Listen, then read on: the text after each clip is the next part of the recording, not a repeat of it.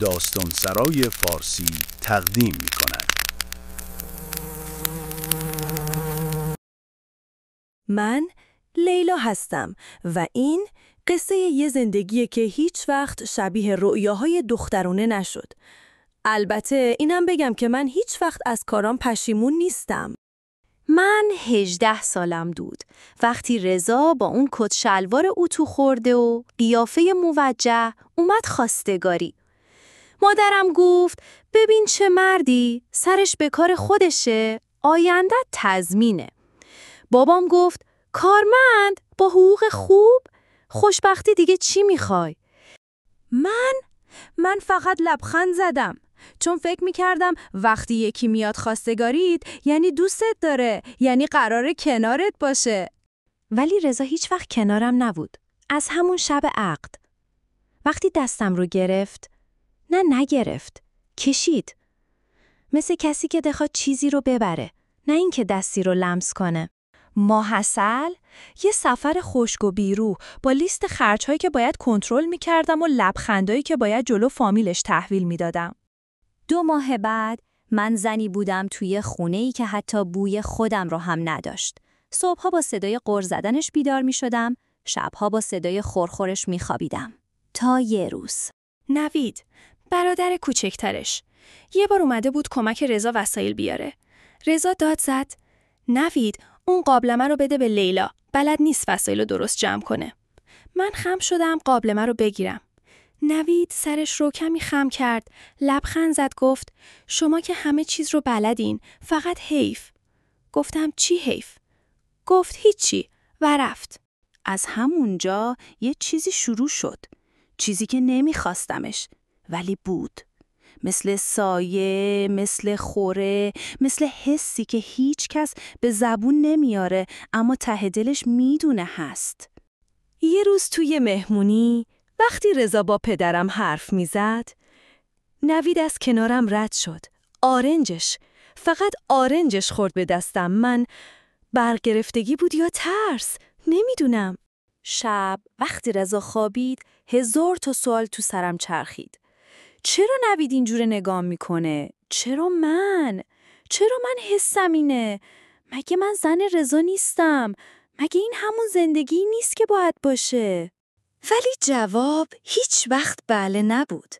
زندگی من همون لحظه داشت یه پیچ میخورد و من نفهمیدم یا نخواستم بفهمم که دارم میرم سمت یه جاده‌ای که تهش تاریکه. میگن بعضی درها رو نباید باز کرد، ولی خب بعضی درها خودشون باز میشن، مثل همون روز. تازه از حموم اومده بودم بیرون، حوله دورم بد، موهام خیس. دلم میخواست یه لحظه، فقط یه لحظه خودم باشم. اما صدای در زدن اومد. اول فکر کردم رضاست، ولی نه، رضا اون ساعت خونه نبود. صدای نوید بود. آروم گفت حولت را آوردم. گفتم بنداز پشت در، ولی نه حوله نه پشت در. در خیلی آروم باز شد و اون اومد تو. من خوش شدم.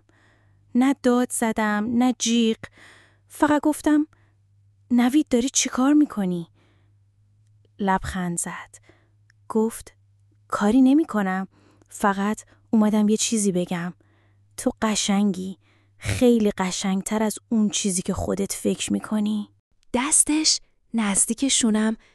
من نفس نکشیدم.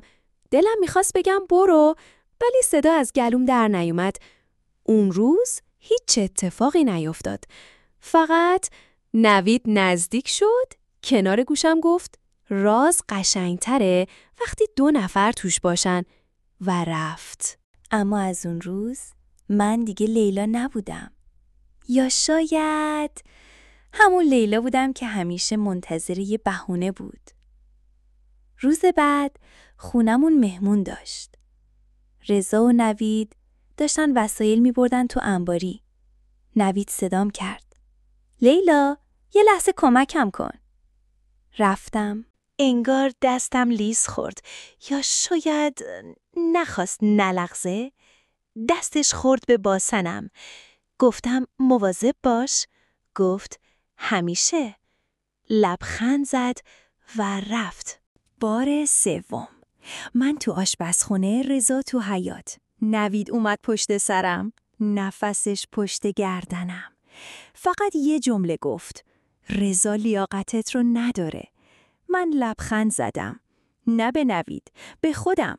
چون فهمیدم اون جمله، اون حس، اون چیزی که تو دلم میلرزید واقعی بود. اما شب همه چی از کنترل خارج شد. من تو همون بودم. این بار در قفل نبود. نوید بدون صدا اومد تو. آب هنوز میریخت. اون پشت سرم ایستاد. فاصلش یه نفس بود. گفت بگو برم، فقط کافیه بگی. من نگفتم. هیچی نگفتم. نوید خیلی کاراشو بلد بود. اول از پشت بغلم کرد.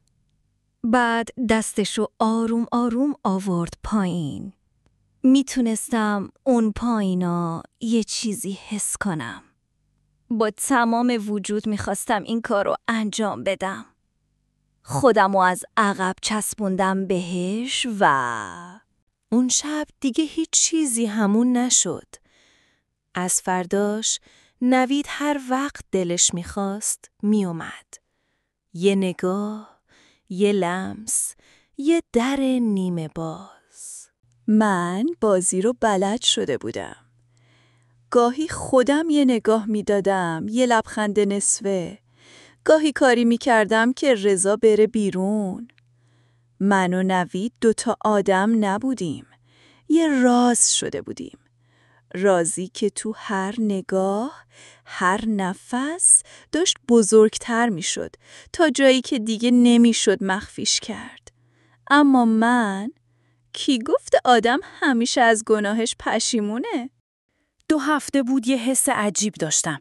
سرگیجه، تهوع، یه حالتی که نمیشد نادیدش گرفت. یه روز وقتی رضا داشت کفشاش رو میپوشید بره سر کار، آروم گفتم راستی فکر کنم قراره بابا بشی. اون وایساد، لبخند زد. یه جوری که انگار دنیا رو بهش داده باشم. گفت جدی؟ خدایا شکرت لیلا، یعنی بالاخره؟ من فقط لبخند زدم. اون لحظه انگار همه چیز سر جاش بود. ولی خب همیشه همون لحظه است که بازی شروع میشه، نه؟ چند روز بعد دیدم رضا دیگه اون آدم نیست. یه چیزایی عوض شده بود. حرف نمیزد، زیاد به هم ظلم میزد. تا اینکه یه شب گوشیم رو برداشت. من فقط لبخند زدم. اون لحظه انگار همه چیز سر جاش بود. ولی خب همیشه همون لحظه است که بازی شروع میشه، نه؟ چند روز بعد دیدم رضا دیگه اون آدم نیست. یه چیزایی عوض شده بود.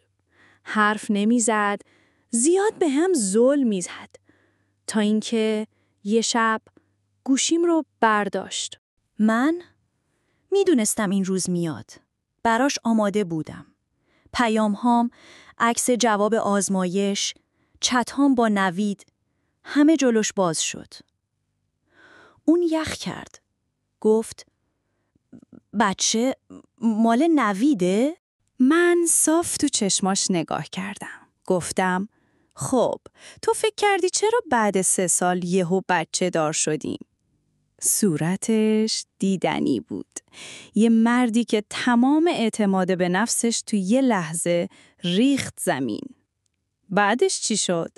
دعوای شدید، تهدید، فریاد. ولی من همون لیلای سابق نبودم. من زنی بودم که بلد بود بازی رو تا آخرش بره. همون شب چمدونمو بستم. پول، طلا و مدارکی که لازم داشتم همه رو از مدت‌ها قبل کنار گذاشته بودم. رضا داشت تو سالن با خودش حرف میزد. من تو سکوت درو بستم و رفتم. فردا صبح من تو ترکیه بودم. یه آپارتمان کوچیک تو استانبول. یه لیلا با یه بچه تو دلش و یه لبخند که تموم صورتشو پر کرده بود. 3 روز بعد نوید پیام داد. همه چیز اوکی شد. تا 3 ماه دیگه منم اونجام. من حالا هر شب کنار پنجره با یه فنجان قهوه دستمو میذارم رو شکمم و به خودم میگم لیلا کارتو عالی زدی، یه زندگی رو خراب کردی، یکی رو نابود کردی و خودتو ساختی و هیچ وقت از این بازی پشیمون نشدم.